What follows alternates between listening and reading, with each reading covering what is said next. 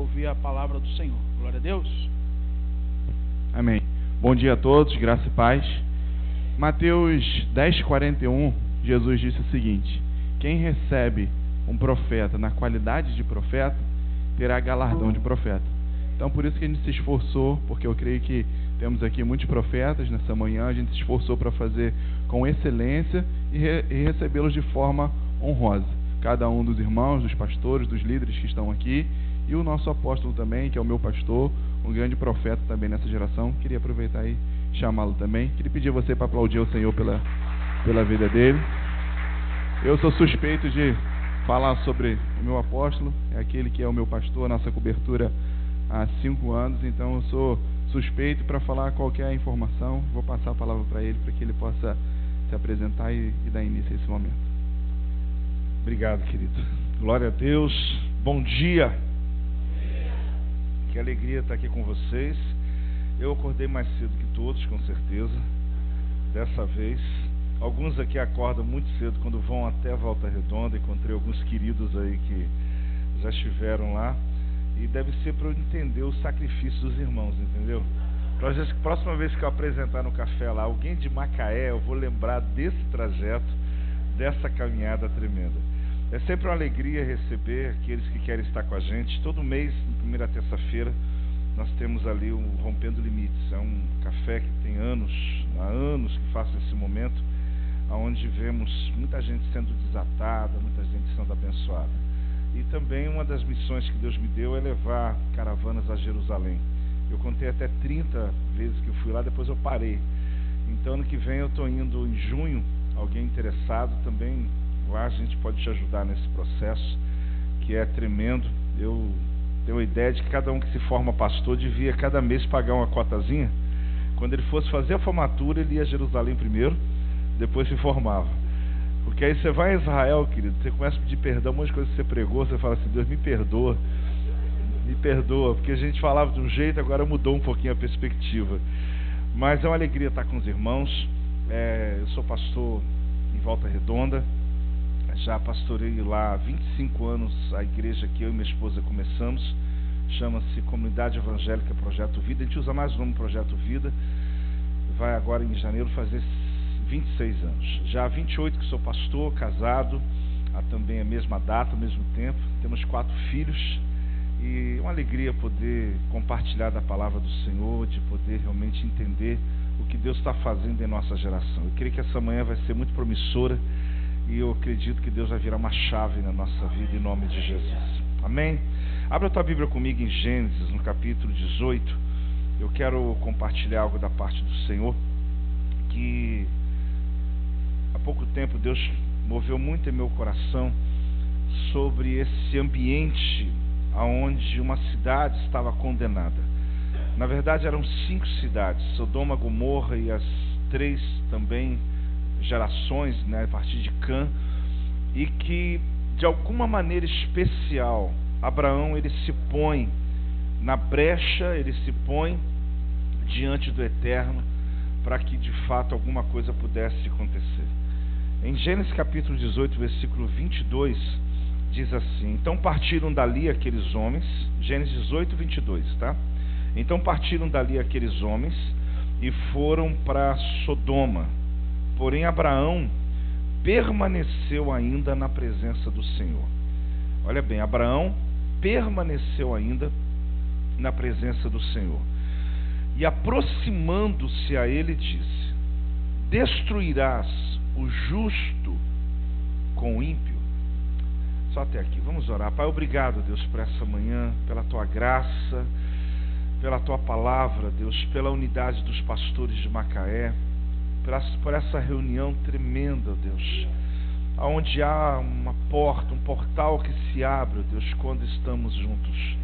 Que o Senhor fale conosco através dessa palavra, Deus. Direcione nosso caminho, nossa vida, em nome de Jesus. Amém. Eu quero tomar esse tema, querido, aproximando-se. Fala comigo, e aproximando-se.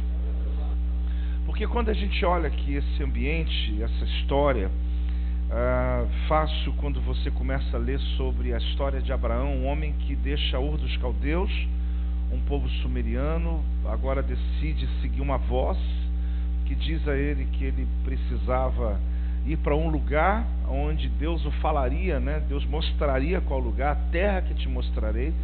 Uma terra que Deus não revela claramente onde é, porque todo dia Abraão tinha que perguntar, ou todo tempo, em ciclos, perguntar: estou no caminho certo ou não? Existem momentos da vida que parece que a gente queria muito que Deus fosse muito mais claro, né? Mas Ele deixa você a cada instante dando passos de fé e sempre buscando essa comunhão. Deus queria essa comunhão com Abraão. Abraão é um homem de altares, ele levanta 7 altares, os mais importantes. Se você pega ali da história do início até o Monte Moriá, Abraão levanta o 7º altar na montanha do Moriá, que é exatamente uma bússola que ele cria para aqueles que queriam ir para Jerusalém. Era só seguir os altares de Abraão, você vai chegar exatamente lá em Jerusalém. E você percebe que Abraão fazia isso por quê? Porque quando um grande desafio se apresentava, ele entendia que um altar vai me aproximar, vai me dar condições para que eu possa romper. E a gente percebe que cada tempo que Deus o chama, Deus vai levando ele a entender que são etapas. Um dia Deus falou com ele assim: olhe desde onde estás. Olhe desde onde estás. Deus falou: olhe desde onde estás, olhe bem. E ali, se você olha o texto, você descobre que Deus não está falando da geografia, da montanha, do lugar. Deus está dizendo: olhe desde o que você é hoje. Porque quando você olhou o mês passado, quando você olhou um ano atrás, você olhou para uma direção e viu o limite. Mas quando você olha hoje, você vê um limite mais ainda longo, porque você vai ver na medida da revelação que você carrega. Fale comigo: eu vejo na medida da revelação que eu carrego. Então, quando eu busco, querido, uma palavra, uma revelação, ela não é só para trazer conhecimento, não é só para me dar uma palavra para pregar, é para ampliar minha visão, porque eu consigo enxergar à medida que eu conheço de Deus. Eu consigo ver. Então olhe desde onde está. Se você olhar a tua história um ano atrás e olhar hoje, você vai olhar para a mesma direção e vai perceber: meu Deus, eu consigo ver um pouco além do que eu via tempos atrás, porque a revelação, ela vai ampliando o seu entendimento, vai ampliando a sua visão. E aí você chega com Abraão em vários ambientes, e é claro, eu parei aqui no 18. No 18 é onde ele tem um encontro, e aqui tem uma história que realmente ela pode arder o nosso coração e nos fazer posicionar, porque a palavra é ir aproximando-se. Deus sempre quer que você se aproxime. Na história você vai encontrar não só Abraão, mas você vai ver quando Moisés, em Êxodo 3, ele está apacentando as ovelhas do sogro dele, e diz a Bíblia que ele tem uma visão de uma sarça. Visão não, ele vê uma sarça ardente. Ele vê uma pequena árvore, um arbusto de deserto, que naquele momento que ele olha, ele vê: meu Deus, ela está pegando fogo, ela tem fogo, mas não tem combustão. E a Bíblia mostra, querido, que ele vê aquilo como uma maravilha, é uma coisa diferente, mas como maravilha, uma coisa tão comum como a árvore que pega fogo no deserto. Era maravilha, querido, porque tinha fogo, mas não tinha combustão, que apontava exatamente o que Deus faria no ministério dele. Um ministério que teria um fogo da presença e não teria cansaço. O que Deus pode fazer na nossa vida, querido, quando traz uma revelação, é trazer um ânimo novo. Porque ministério sem revelação se torna religioso. E para se alcançar a revelação de Deus, você precisa de quê? De comunhão, intimidade e disciplina. Vamos falar? Comunhão, intimidade e disciplina. Porque enquanto não há revelação, você se torna religioso, as coisas ficam repetitivas e você se torna cansado diante dos desafios. Às vezes a pergunta que a gente faz: como pode, depois de tanto tempo, você está apacentando, alguns aqui há 5 anos, há 10, há 20, eu estou há 28 anos apacentando, e eu subo no altar para ministrar. Eu estava contando para os irmãos agora domingo, eu estava ali pronto para fazer o que eu faço há tantos anos, a igreja no segundo culto, estava um louvor acontecendo, eu lá preparado com a minha palavra. De vez em quando é tão bom quando Deus faz algo, e de repente eu estou ouvindo uma canção que está sendo ministrada, olhei para a igreja, e eu falava assim: Deus, inclina-se o teu ouvido, inclina, ouça o clamor dessa igreja. E de repente eu ouvi uma voz que dizia: não, meu filho, eu não vou me inclinar, eu vou descer hoje no meio de vós, eu vou visitar a casa de cada um. Irmãos, eu estou na estrada há muitos anos, e eu confesso que já vi muitas coisas acontecendo, mas quando essa presença vem E foi algo tremendo, tremendo. Eu quero dizer a você, querido, que tem um fogo que, além de não se apagar, ele não vai te deixar cansado. Eu tenho visto muitas pessoas começando e já terminando, começando já desistindo, começando já dizendo que não sabe até onde vai. E eu digo uma coisa para você, querido: enquanto você age na força do teu braço, você tem prazo de validade. Mas se você andar no fogo daquele da sarça, aquele que Moisés olhava e falava, maravilha, porque ela queima, mas não tem combustão. Mas por trás de toda maravilha tem uma voz. Vamos falar juntos? Por trás de toda maravilha tem uma voz. Eu olhava aquela maravilha e podia ter ido para casa só dizendo, mulher, eu vi uma maravilha. E aí, uma maravilha, olha, era uma sarça. E você ia chegar de um culto dizendo, foi maravilhoso. Mas por trás de toda maravilha sempre tem uma voz. E a voz que estão por trás da sarça foi uma voz de destino para Moisés. O que eu quero dizer para você, querido, é que às vezes nós agimos um tempo na nossa própria força, nossa própria vontade. Mas quando há um fogo que vem da presença, não tem cansaço. E você ainda vai ter aquele frio na barriga. Vai passar anos, vai cantar aquela música que tu cantou milhares de vezes. Você vai chorar na presença de Deus. Porque é uma presença que se renova todo dia. O que era maravilhoso não era a sarça pegar fogo. Os irmãos sabem, pela questão do deserto, muito sol, e há uma combustão rápida. Essas árvores pegam fogo mesmo, e às vezes pegam em segundos. Mas o fato era ter fogo, mas não ter combustão. E isso é a maravilha de Deus para a sua vida, querido. Que as pessoas olham e dizem, meu Deus, como que pode aquele homem, aquela mulher, há tantos anos, nesse mesmo nível, essa mesma pegada, e ainda quando vai orar, quando vai adorar, ainda tem essa paixão pela presença de Deus. É porque essa presença, meu amado, essa presença que quando nós buscamos na palavra, ela se renova a cada revelação que você tem. Você se prostra também no nível do que você conhece de Deus. Quantas vezes você está adorando a Deus e além do que alguém está cantando ou falando, Deus já está lembrando a você algumas palavras que você já carrega com você. Então o que Deus tem para nós, querido, é um ministério onde nós andamos na dependência dEle. E a visão que carregamos, uma visão que parte do céu para a terra. Você deve já ter lido aquela história, quando Nimrod, ele fez um projeto absurdo. E o projeto era construir uma torre. Tinha lógica aquele projeto no Vale de Siné. Mas depois de um dilúvio, irmãos, alguém falar que vai construir uma torre, que se vier um dilúvio de novo, eles não vão morrer afogados, é absurdo. Mas quem tem uma resposta ao caos, sempre vai governar. Você precisa entender que a igreja, quando ela não fala, alguém vai falar absurdos e o povo vai seguir. Então Nimrod, um caçador, começa esse projeto. Vamos construir uma torre, a Torre de Babel. E ali ele era um homem que protegia o povo das bestas feras, caçava, trazia comida para o povo, era um líder carismático, de influência e com uma ideia absurda, mas pelo menos ele tinha uma ideia. E o povo se juntou em tal nível que Deus teve que descer a trindade toda para descer e confundir. Porque Deus falou, vamos descer, né? Desçamos. E ali você descobre, querido, que quando passa o tempo, a Babel foi parada, destruída, acabou, a construção foi interrompida, apesar da Babilônia nascer dessa perspectiva, né? Porque a verdade é que Babel não era uma torre para segurar ninguém, ou proteger ninguém. A Torre de Babel seria uma grande armadilha que ele construiria para atrair as nações para aquele lugar. Mas isso não é o caso. Lá na frente Deus responde quando Jacó tem uma visão. Ele vê anjos subindo e descendo. Aí Deus disse, esse lugar vai se chamar Betel. Porque Deus queria mostrar para nós, querido, que a Babel são projetos que partem da terra para o céu. Mas o Betel são projetos que nascem do céu para a terra. Os projetos que nascem da terra para o céu, eles têm prazo de validade. Eles não suportam muito tempo. Eles não conseguem se sustentar.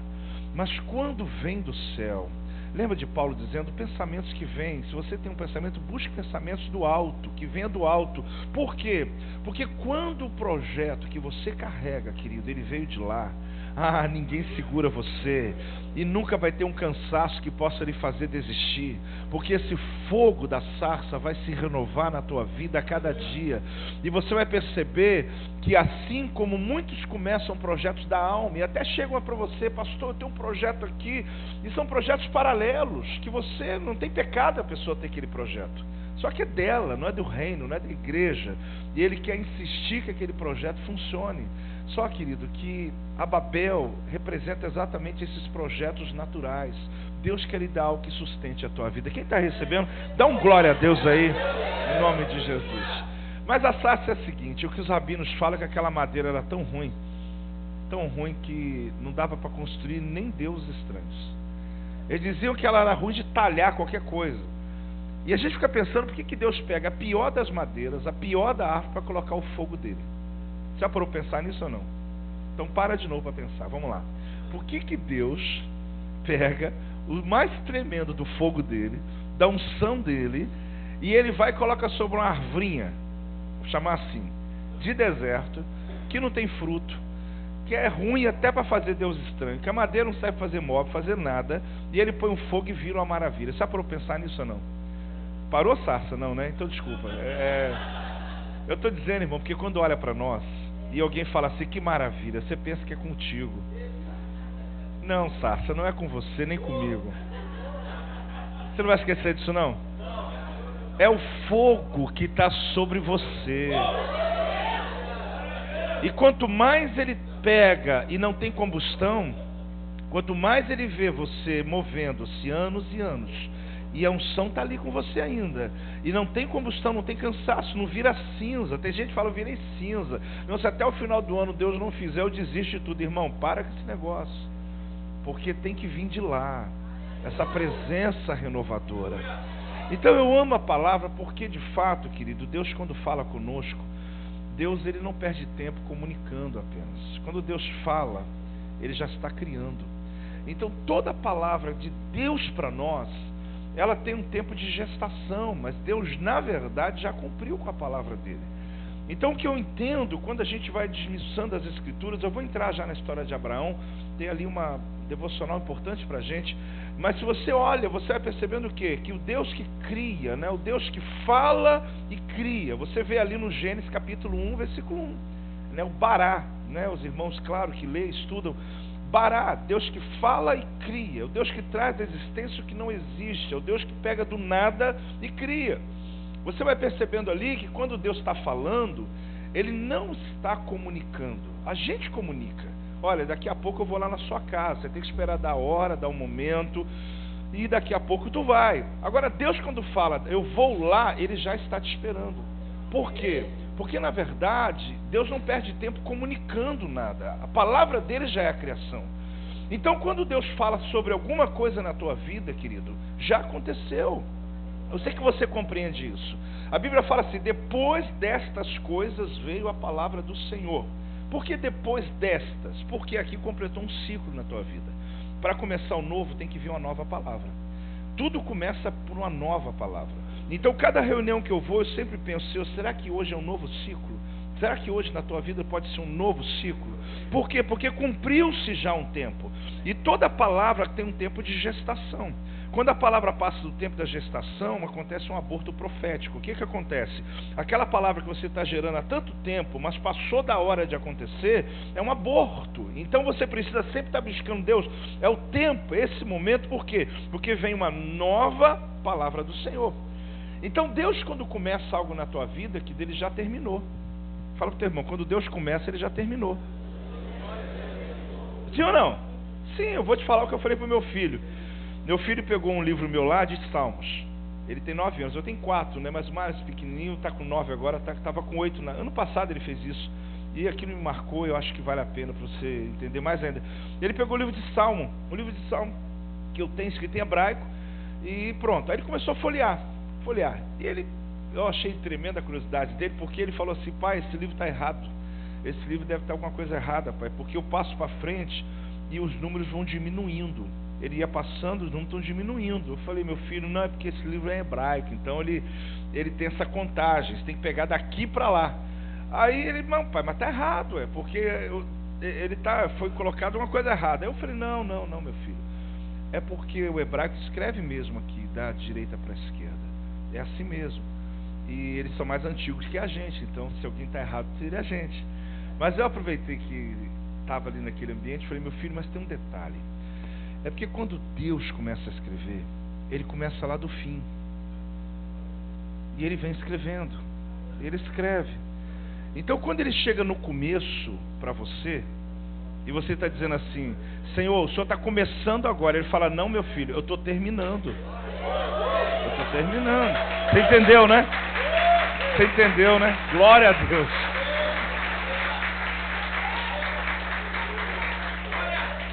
Então não esquece disso, querido. Quando Deus começa, Ele já terminou, ok? Porque você fala assim, Deus só está começando algo hoje, o Senhor me deu uma visão hoje, Deus está começando hoje algo novo tempo na minha vida. Não, meu filho, eu já terminei, meu filho. Não, Senhor, só começou agora. Não, meu filho, eu já terminei, eu já acabei. Então, amado, lembre-se disso. Meu filho de 8 anos entendeu, você vai entender também. Então, toda vez que uma palavra é precipitada sobre a tua vida, ela tem esse poder transformador. Eu vivo nisso, eu creio nisso. E poderia, ao invés de pregar, dar testemunhos, mas eu quero pregar. Porque todos nós temos uma causa. Fale comigo, eu tenho uma causa. Então, esse encontro com a sua causa, ele facilita as conquistas da sua vida. Ele tira você das crises. Porque você tem consciência do teu chamado. Você não vai ficar olhando o que o outro ou qualquer outra coisa. Você vai entender o que Deus chamou você. Quando Deus deu para Arão, aquela veste sacerdotal, que toda foi dada lá no Monte Sinai, as medidas do templo e das vestes. A primeira que Deus construiu, né, fez, foi a veste de Adão, né? Minha filha faz moda, esse dia eu estava explicando para ela, falou, fala para o teu professor lá, que quem fez a primeira roupa na humanidade foi Deus. E depois Deus fez a roupa também do sumo sacerdote. Mas o fato é que aquela primeira, ela vinha com sentido de redenção. Porque quando Deus mata, o primeiro sacrifício que coloca sobre Adão já era um tipo de Cristo. Mas quando Deus então dá a roupa para Arão, a Bíblia dizia, sabe o seguinte? Ele não pode se apresentar diante de Deus sem as vestes. No Antigo Testamento, irmãos, as vestes faziam o sacerdote. Hoje não é assim, mas lá era. Ele sem as vestes, ele não podia exercer o sacerdócio dele. Então o que ele tinha nessas vestes? Ele tinha, além de todos os detalhes das romãs, com sinetas, com todos os detalhes, ele tinha um peitoral, onde tinham 12 pedras, que ficava inclusive dentro de uma pequena bolsa, né? Era uma bolsa de mais ou menos 23 centímetros, 22, 23 centímetros, um palmo, e que tinha exatamente como um bolso, 2 lados. Então ficava aqui, no peitoral dele, né? 12 pedras cravadas, e dentro 2 pedrinhas chamadas Urim e Tumim. Então o que acontece? Quando ele se apresentava diante do Senhor, ele não podia entrar sem aquele peitoral, porque o peitoral era a causa dele, era a existência dele. As 12 tribos eram o motivo pelo qual ele era sacerdote. Então existe um motivo, querido, que é o teu peitoral. E toda vez que você se apresenta diante do Senhor, existem pessoas que entram com você. Já faz muito tempo que você não está sozinho. Já faz muito tempo que não se trata só de você. Quando você chegou aqui hoje, você chegou sozinho. Mas eu vou te mostrar com textos, inclusive hoje, que quando você entra na presença do Senhor, você está trazendo libertação para quem está lá fora. Porque ele chegava sozinho, mas as 12 tribos estavam com ele. Então a causa que você carrega no teu peito, querido, é essa que determina a bênção de Deus sobre a tua vida. Eu vou dizer uma coisa para você, irmãos. Quando Deus queria matar Arão, quando chegou o dia final dele, você dá uma lidinha lá sobre o Monte Or, quando Moisés recebeu a ordem, é o seguinte: leve Arão no Monte Or, tire a roupa dele. Já leu isso ou não? Tira a roupa dele. Por que tira a roupa dele? Deixa ele nu, porque é chegado o tempo dele. Passa para o filho dele agora o sacerdócio, porque chegou o tempo dele. E Deus matou ele. Agora, por que Deus, sendo Deus, respeitou o traje que estava sobre ele, a causa que ele carregava, como se dissesse: com esse traje, com esse manto, eu não posso matá-lo. Enquanto esse manto estiver sobre ele, ele é imortal. Então tira para que eu possa tirar a vida dele. Então a causa que você carrega, querida, é que torna o teu ministério bem sucedido. É a causa que você carrega que lhe protege de toda seta de mortal, toda palavra contrária contra a sua vida. Então você precisa entender que quando eu compreendo a minha causa, eu compreendi tudo. Então você vai perceber na vida de Moisés, de Arão, de Abraão e tantos outros, que o que manteve esses homens, sustentou esses homens, foi eles não abrirem mão da causa deles.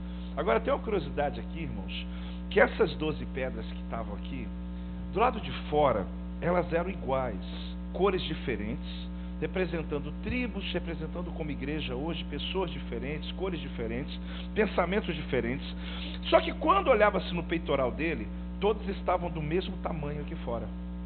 Todas. Elas eram sincronizadas, as 12 no mesmo nível. Mas quando abria a bolsa aqui, lá dentro, elas vieram de cortes diferentes. Elas eram pedras muito diferentes, não tinha como cortá-las iguaizinhas. Então do lado de fora ficavam iguais, mas do lado de dentro as deformidades dela apareciam. Sabe por quê, querido? Deixa a deformidade para o sacerdote ver. Deixa só ele ver. Porque tem tanta gente querendo ver, querido, o que não precisa ver. Porque a tua equipe, ela é muito diferente. Graças a Deus por isso. Só que quem tem que ver isso, quem quer? É só você. Esses dias perguntaram assim para mim: apóstolo, aqui na igreja não tem disciplina, não? Pode, irmão? Pode um negócio desse? Eu não estou velho não, mas já estou 28 anos no ministério, né? Eu falei: irmã, por que, irmã? Não, porque eu não vejo o senhor disciplinando ninguém, a igreja, a cidade, o pessoal fica falando aqui na igreja. Eu falei: então estamos trabalhando direitinho. Está direitinho, então minha equipe está de parabéns. Quer dizer que a irmã não viu até hoje? Então minha equipe está maravilhosa. Porque, meu irmão, eu falei com ela assim: então quer dizer que se eu disciplinar o meu filho, o meu vizinho tem que saber, eu tenho que avisar para ele lá que o meu filho ficou mal na escola, e eu agora vou colocar ele lá num castigo, eu vou dar uma tarefa para ele, eu vou chamar a vizinhança do condomínio inteiro e dizer: gente, meu filho está agora aqui na minha casa aqui, porque... Eu falei: desde quando a disciplina interna a cidade tem que saber? As igrejas têm que saber? Ou a igreja tem que saber? Quem olha dentro do bolso aqui, querido, fala para o teu irmão: isso é você que olha, só você. Então, se você colocar a parte da pedra aqui, ó, bonita, deixa aqui para todo mundo ver. Mas isso é hipocrisia. Não é hipocrisia, querido. É porque essa deformidade que está aqui dentro é para o bolso do sacerdote, é para onde ele pode ver, onde ele sabe que realmente eles são diferentes. Então Deus lhe deu uma causa. Você não está aqui à toa. Quando você entrou e estava adorando aqui, você tem um peitoral lotado de pessoas, querido, que hoje depende de você. Tem gente que a palavra de hoje não vai mudar a sua história. Já faz muito tempo que não se trata só de você. Não esqueça disso. Se trata de muitas outras pessoas. A Bíblia diz que Abraão, querido, ele permaneceu ainda na presença do Senhor. No capítulo 18, versículo 1, vamos comigo, mantenha sua Bíblia aberta, Gênesis que eu estou. Diz assim a palavra do Senhor: apareceu o Senhor Abraão nos carvalhais de Manre, quando ele estava assentado à entrada da tenda no maior calor do dia.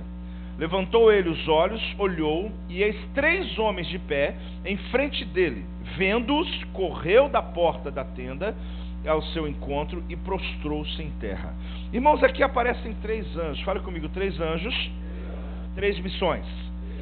Esses 3 anjos vieram como homens, mas você sabe que são anjos. Vieram para poder fazer 3 missões na terra. O primeiro anjo, querido, veio trazer a notícia de que Sara ficaria grávida. Era algo tão improvável que a Bíblia fala que Sara riu. Ela chega até a discutir com o anjo, dizendo: eu não ri, ele disse, mas riu. E até que entendeu que sim, ela riu, porque era realmente impossível, com 90 anos, ela ainda ter filhos, e o seu esposo com 100 anos, enfim. Mas a palavra era o quê? Que daqui a 1 ano, vocês vão estar com um bebê no colo. Ok.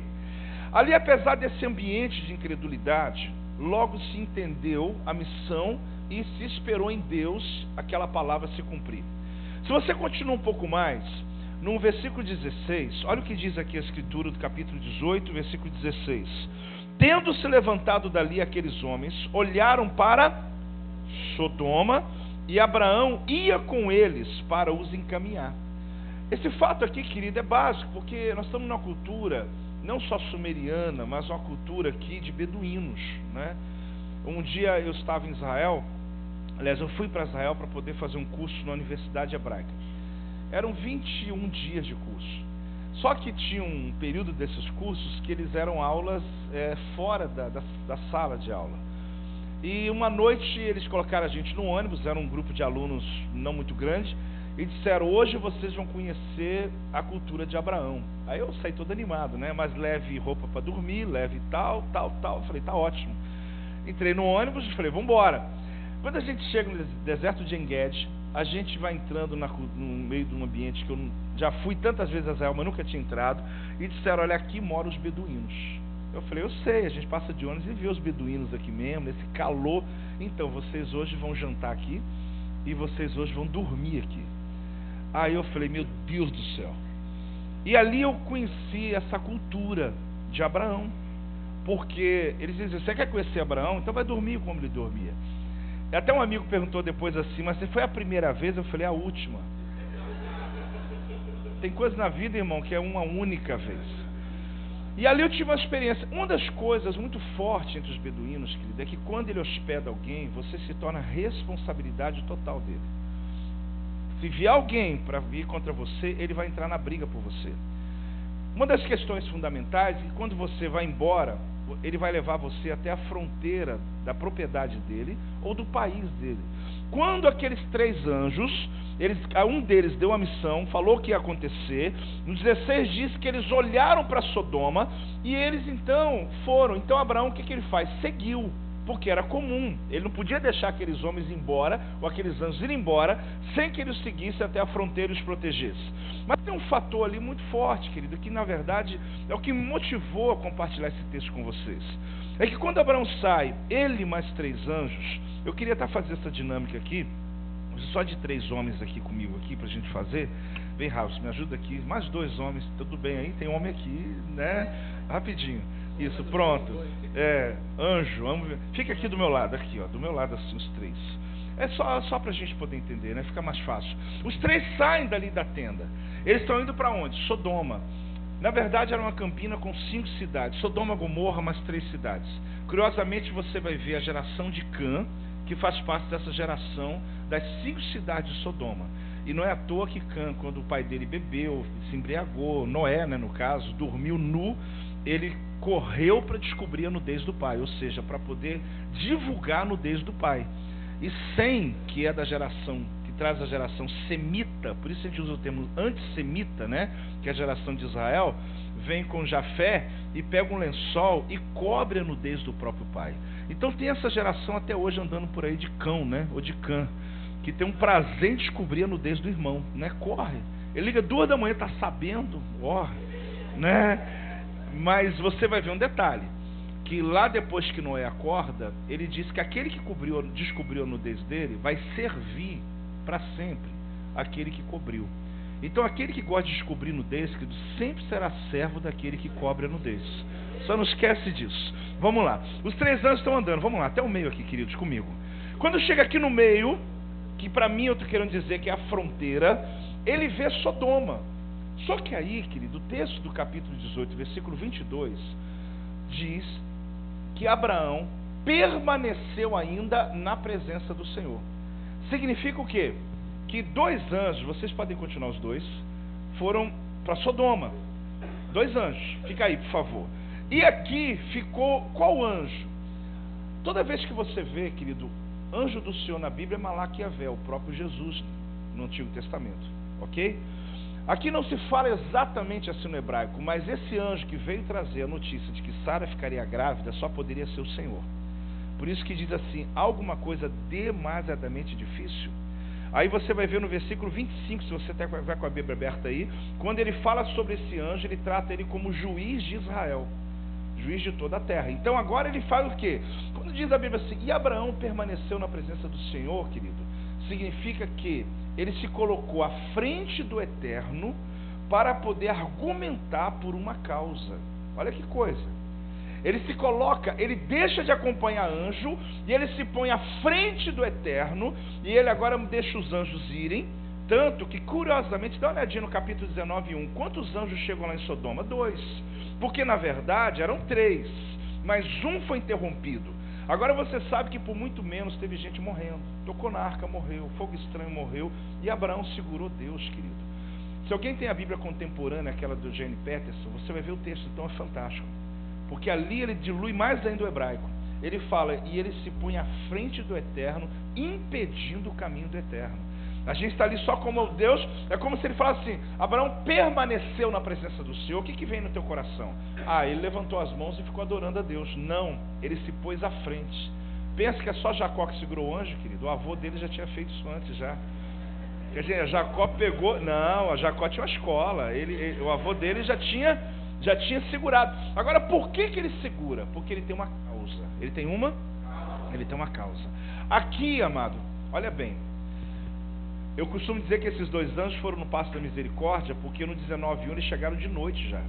Porque aqui, enquanto argumentavam, algum veredito poderia mudar lá. Aqui é um kairós, querido, é uma janela que abriu.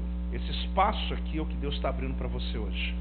Existem coisas já decididas, coisas já condenadas. Os anjos já estão indo para fazer, mas Deus está esperando. Olha bem o 18 e 17 na sua Bíblia. Deus fala assim: eu farei alguma coisa na terra sem falar com Abraão. Eu estou parafraseando. Por que ele esperava que Abraão fizesse isso? Porque Deus já desceu esperando que Abraão interrompesse o caminho dele. Agora, como esse homem interrompe o caminho do Eterno e não morre? Porque a causa que ele tinha era a causa do coração de Deus. Quando você, querido, tem a causa que Deus lhe entregou, meu amado, você não está perdendo o temor pelo Eterno. Pelo contrário, Ele está esperando que você se posicione. Você lembra do peitoral de Arão? Quem que fez aquele peitoral? Não foi ele que criou, ele só ganhou aquela causa. Não use, você talvez tenha a sua causa, mas quando tem a causa que Deus lhe deu, meu amado, Deus vai ouvir qualquer nível de palavra que você tem. Então, nesse ambiente aqui, no versículo 23, olha aí no 18 e 23, diz assim: e aproximando-se. Como eu vou me aproximar de alguém que está do meu lado? Ele já vinha andando com os anjos, mas aproximando-se, é geografia isso? Não, é posicionamento. Existem momentos, querido, que Deus está esperando o quê? Um posicionamento. Quando Ele se aproxima ali, aí que é fantástico. A leitura desse texto aí, ele leva você o seguinte: é como um advogado diante de um juiz levando uma causa. É a primeira vez na Escritura, apesar de Jó ser o livro mais antigo da Bíblia, você deve saber disso, mas no Gênesis, que é o texto que a gente vai estudando nessa cronologia, é a primeira vez na Bíblia que você vai encontrar claramente a palavra juiz. Porque no versículo 25 ele está dizendo: olha, será que o juiz de toda a terra... E ele fala no 23, sobre julgar ímpio, ou seja, justo e injusto do mesmo jeito. Então ali, irmãos, montou o tribunal. Tem lá em Sodoma uma acusação, tem aqui um advogado que é Abraão e tem aqui um juiz. E ele vai agora começar uma argumentação. Pode sentar vocês. Aí, irmãos, preste atenção. Versículo 23 ao 33. O que acontece do 23 ao 33? Abraão começa então agora a argumentar. Ele chega a um nível de argumento, querido, que ele se torna tão forte que no 27, eu estou no capítulo 18, tá? Vamos lá comigo? Diz assim: disse mais Abraão: eis que me atrevo a falar ao Senhor, eu que sou o quê? Pó e cinza. Lembra o 25 que eu te falei? Olha, longe de ti fazeres tal coisa, matares o justo e o ímpio, como se o justo fosse igual ao ímpio, longe de ti não fará justiça o juiz de toda a terra. Irmãos, esse anjo que ele parou aqui é o próprio Deus. Porque ele está dizendo: como o juiz de toda a terra, como vai fazer uma coisa dessa? E Deus está ali esperando. O que Abraão tem para dizer? Amado, esse kairós que abre aqui, entre o anjo que tem uma missão para realizar, algo que já está decidido no céu, esse espaço é o espaço que ainda você tem, quando Deus entrega uma causa para você. Abraão era pai de povos, então se eu sou pai de povos, o senhor tem que me ouvir agora. Se o Senhor me chamou para realizar algo nessa cidade, então, meu Deus, não destrua essa cidade. Se o Senhor tem um chamado para mim, então eu não vou ficar aqui só acompanhando o anjo, não. Eu vou me posicionar. Eu não vou ficar só me conformando, dizendo, tudo está acontecendo, está bom, não tem jeito, Deus está no controle. Eu sei que essas palavras são verdadeiras, mas não para você. Para você, Deus está esperando o Abraão que se põe na brecha e que diz, Deus, o Senhor me deu uma promessa, o Senhor tem algo guardado para a minha vida. Então aqui, quando ele se põe nessa posição, querido, ele começa a argumentar. E ele começa a dizer o seguinte, como eram 5 cidades, essas 5 cidades desse vale, Sodoma e Gomorra e as próximas cidades, eu acabei não lendo o texto, Gênesis 9, os filhos de Cã. Ele está argumentando no nível de 50 pessoas. Porque 8 pessoas, querido, que foi a família de Noé, Deus não segurou. Deus acabou com tudo e salvou a família. Então Abraão já sabia que por 8, Deus não vai deixar destruir. Então ele começa por 10. 50 significa 10 em cada cidade. Senhor, o Senhor tiver 50 justos, o Senhor vai destruir ainda? Não, eu não destruo. É o advogado falando com o juiz. A acusação está vindo lá. Inclusive Deus estava tão interessado naquela causa, que Deus no versículo 21, eu queria que você lesse comigo, diz assim, descerei e verei se de fato o que tem praticado corresponde a esse clamor que é vindo até mim, e se assim não é, sabê-lo-ei. Irmão, se Deus que é onisciente, onipresente, sabe todas as coisas, ele falou, eu vou descer para confirmar, por que a gente toma decisões sem confirmar nada? Por que a gente ouve uma pessoa e já toma, já fala, é isso mesmo? Por que a gente não faz como Deus? Ele falou, eu vou descer, eu vou lá ouvir, para ver se a acusação que estão fazendo contra essa cidade é verdadeira, porque se for, ok, mas se não for, eu vou saber o que fazer. Então Deus queria realmente aqui que alguém se colocasse a brecha. Agora Abraão está argumentando, ele argumenta, ele chega, se eu tiver 40, 4 cidades então, Senhor, 30, 3 cidades, 10, Deus falou, eu não destruo, por 10 eu não destruo. Por isso existe hoje uma cultura em Israel, né? Acredita-se que se tiver 10 justos, acredita-se que se uma empresa, às vezes um grande empresário, eles pegam 10 pessoas e ajudam. E diz, ore por mim, só faça isso. Porque eles acreditam que se tiver 10 pessoas envolvidas naquele projeto que são justas, aquela empresa nunca vai fechar. Eles trazem isso lá de Abraão. Mas o fato é que eles pegam essa matemática, porque Abraão descobriu algo que Deus não... Só que tinha 10 lá? Não tinha, irmãos. Aí no versículo 33, olha o que acontece no 33, estou no capítulo 18, diz assim, tendo cessado de falar Abraão, ou seja, o advogado não tem mais o que dizer, o que o juiz faz? O juiz vai embora, você está dentro de um tribunal, o advogado não tem o que dizer mais, então o tribunal acabou, e Abraão voltou para o seu lugar, acabou, foi embora.